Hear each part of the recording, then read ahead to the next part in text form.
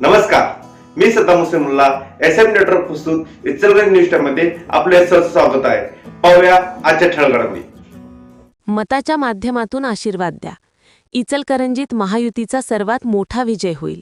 मुख्यमंत्री देवेंद्र फडणवीस यांचा विश्वास.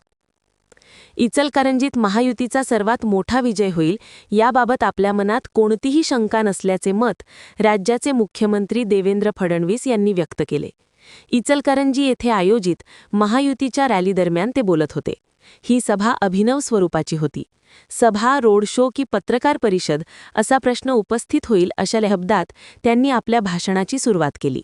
मुख्यमंत्री फडणवीस म्हणाले की इचलकरंजी शहरात जलशुद्धीकरण प्रकल्प, रस्ते विकास प्रकल्प यासह विविध पायाभूत सुविधा उभारण्यात आल्या आहेत. आमदार व खासदारांच्या प्रयत्नातून मलनिस्सारण प्रकल्प उभा राहिला असून ही सर्व कामे सरकार आणि नगरपालिकेच्या माध्यमातून करण्यात आली आहेत. आम्ही जे केले आहे आणि जे करणार आहोत त्यावरच मतं मागायला आलो आहोत असे त्यांनी स्पष्ट केले. शहरात वस्तू व सेवांची मोठ्या प्रमाणावर निर्मिती होते. ग्रामीण भागातून शहरात येणाऱ्या नागरिकांना सर्व सुविधा उपलब्ध करून देणे ही सरकारची जबाबदारी असल्याचे त्यांनी सांगितले. पंतप्रधान नरेंद्र मोदी यांनी शहरांच्या विकासासाठी भरपूर निधी उपलब्ध करून दिला आहे.